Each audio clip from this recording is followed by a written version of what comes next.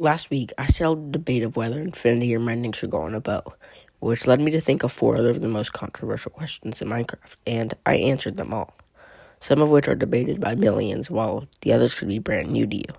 Starting with a quick summary of infinity versus mending. This is debated by thousands of people, if not millions. Pretty much, mending is what keeps your bow in shape as long as you can collect XP, but the catch is that you have to constantly be getting arrows. On the other hand, infinity shoots infinite arrows, but can't be repaired if you don't use your brain. You see, if you have an anvil, whenever your bow durability is low, you could just craft a new one and repair it with your current bow. This uses a different amount of XP, but it usually doesn't exceed a maximum of 30 levels. If you use your bow a lot, then you should consider making an iron farm to craft anvils. But if you really use your bow, then consider making a gravity block duplicator to have infinite anvils ready at the moment you need some. So, infinity is just better because it can be repaired with XP without a constant amount of arrows. Moving on to another major debate on Bedrock Edition, swords versus axes. If you're playing survival and fighting mobs or something, then a sword would be ideal.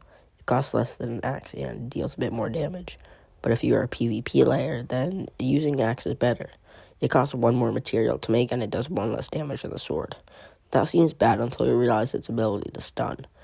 With how overpowered shields are, being able to counter them is a pretty good move, but axes have more uses, being able to be used to mine wood fast. And one of the best parts about it is that you could pretty much have all the enchantments that a sword can have and a pickaxe on your axe. So with how convenient it is, I would say that the axe is the better tool or weapon to have. Now for a pretty popular question, should totems be limited? Similar to the amount of strongholds in the world, people have been debating whether totems should be limited or not. As of now, totems can be farmed by just having 1 villager and the player drinking a potion, which activates your raid if you make a farm for totems. And it's not even like this farm is hard to use, because the potion that you use to activate it can literally be obtained from the loot of the raid.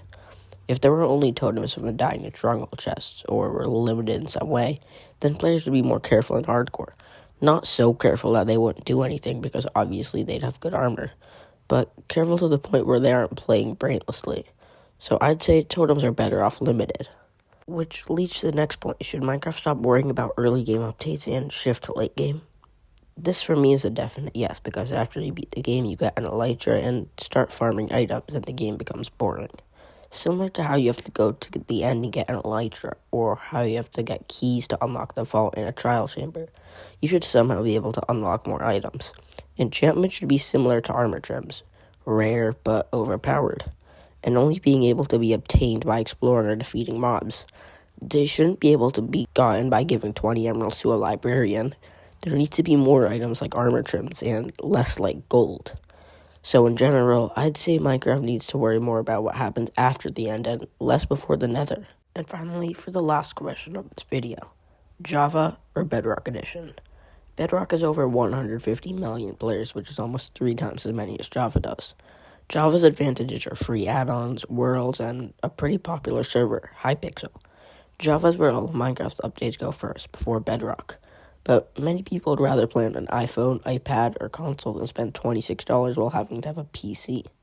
Bedrock's perks are things like more online play, vibrant visuals, which is awesome, high render distance, and more practical things. But Bedrock also has its downsides like random glitches, where it earned its title Bug Rock. There are also changes that Mojang intended for Bedrock to have and Java doesn't. But overall, well, there is no better version. Java players will say their version's better, and Bedrock will say theirs, and that's that. Comment what you think about these questions, and subscribe.